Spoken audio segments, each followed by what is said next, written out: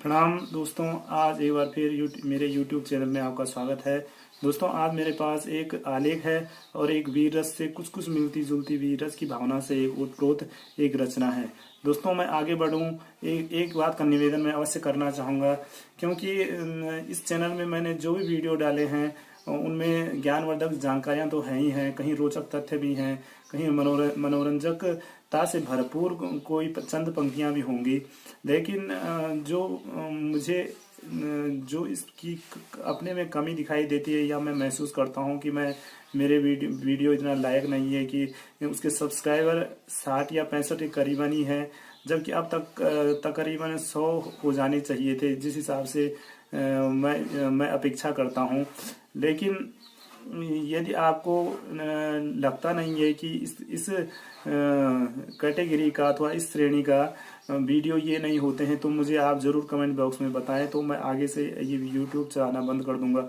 क्योंकि मैं बड़े ही अथक परिश्रम और अपने अनुभव के आधार पर ये तथ्य जुटाता हूँ, अथवा जो पोएम वगैरह होती हैं उनकी कुछ पंक्तियाँ समेट लेता हूँ। दोस्तों, आशा रहेगी कि आप ज़्यादा नहीं, एक दिन में एक सब्सक्राइब अवश्य करें, जिससे मेरा उत्साहवर्धन होगा और मुझे आगे जो चाह रहा हूँ कि और भी वीडियो जो भिन्न भिन्न टॉपिक पर होंगी, अलग अलग विषय वस्तु पे होंगी, मैं आपके सामने समय समय पर अवश्य प्रस्तुत करता रहूँगा।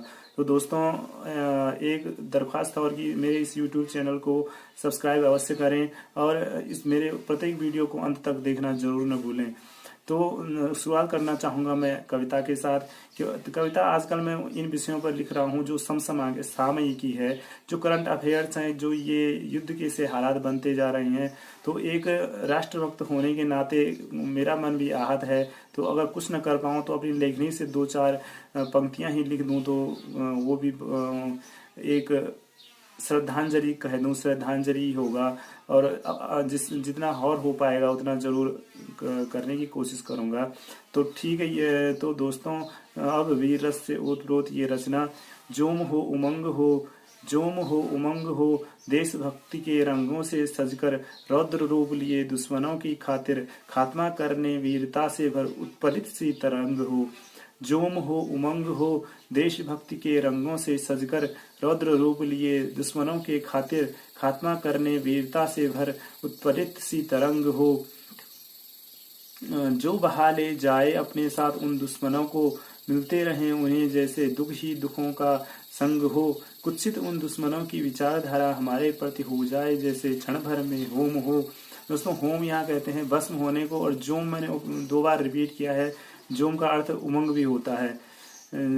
अब असत्य पर तीक्ष्ण प्रहार करती, सत्य के साथ जैसे जंग हो।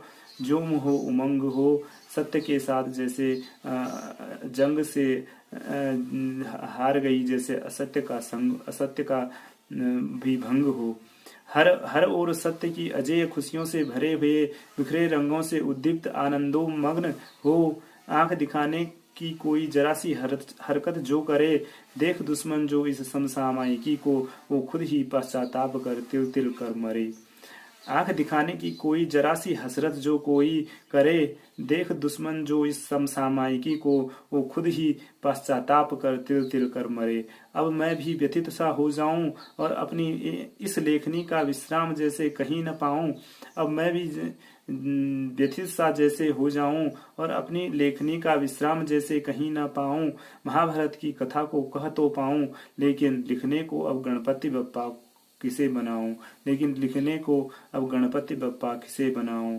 जोम हो उमंग हो, खात्मा करने वीरता से भर उत्पलित सी तरंग हो। महाभारत की कथा को कह तो पाऊं, लेकिन लिखने को अब गणपति बप्पा मोरिया किसे बनाऊं। दोस्तों, अब बढ़ूंगा आर्टिकल की तरफ। जब कोई भी आपको अभिवादन, प्रणाम, राम राम जैसे शब्दों का उच्चारण अथवा हमेशा खुश रहो या अन्य कोई सम्मानजनक शब्दावली का प्रयोग करता है, यदि आप उससे रूबरू मिलते हैं, तो यदि इन शब्दावलियों से कोई प्रसन्न हो जाए, तो रिवर्स होकर जो इन सम्मानजनक शब्दों का प्रयोग आप अपने से उच्चतर उनके सम्मान में किया है, तो इससे दूसरे का जो आशीर्वाद किन्हीं भी मंगलकारी शब्दों से अगर वो देते हैं, तो विज्ञान की उस क्रिया प्रतिक्रिया नियमानुसार जितना बल हम किसी वस्तु पर लगाते हैं, ठीक उतना ही बल प्रतिक्रिया के फलस्वरूप विपरीत दिशा में लगता है। इसका एक उदाहरण मैं देना चाहूंगा।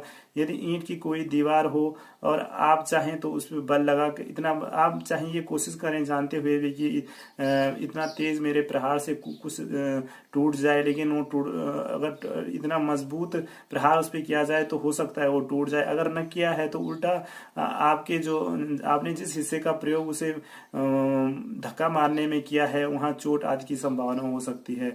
तो यही है इस क्रिया प्रतिक्रिया का नियम जो आपने विज्ञान में हाई स्कूल वगैरह में पढ़ा होगा। ठीक उसी प्रकार जैसे इस सिद्धांत के आधार पर यदि कोई दूसरे को खुश रहने का आशीर्वाद देता है तो उसका लाभ उसे भी जरूर मिलता है, मसलन कि वह तहे दिल से प्रसन्न होकर उसका अभिवादन ले अथवा दे। एक बात आपको यहाँ मैं नोटिस करा दूं कि नमस्कार अपने समकक्ष, अपने हम उम्र, अपने समपदेन को किया जाता है, और प्रणाम अपने से उच्च पद, उच्च योग्य, अपने से अधिक उम्र अथवा नाते रिश्तेदारों को किया जाता है। और दोस्तों आजकल अपभ्रंश में एक शब्द भी कुछ वर्षों पहले आया दूसरों को अभिवादन करने के लिए, जो नमस्ते का प्रयोग कई जगह होता है या अक्सर हमारे कम उम्र के लोग, युवा लोग करते होंगे और भी करते होंगे, लेकिन उनको जानकारी नहीं है। नमस्ते का वास्तविक अर्थ होता है कि तुम्हारा झुकना, मतलब अगले आदमी को जिनको आप नमस्ते कर रहे हो, या तो आप जानबूझकर तो इसमें इतना नहीं होता, लेकिन अनजाने में आप इस चीज से भिगे नहीं हैं कि इसका भावार्थ नमस्ते का ये हो कि हम अगले आदमी को खुद ही झुक जाना कह रहे हैं। तो नमस्ते शब्द का जो प्रयोग है आपको अभी अपनी डिक्शनरी से काटना पड़ेगा और उसे समाप्त करना पड़ेगा। उसके स्थान पर आप राधे राधे, राम राम अथवा प्रणाम और नमस्कारी कर सकते हैं, अथवा कोई और आपके दिमाग में आए, आपकी मर्जी हो वो कर सकते हैं। खाली मैंने यहाँ नमस्ते शब्द को वर्जित माना है किसी का अभिवादन करने के लिए। तो धन्यवाद दोस्तों, मिलेंगे अगले दिन एक और नई वीडियो के साथ, तब तक के लिए धन्यवाद।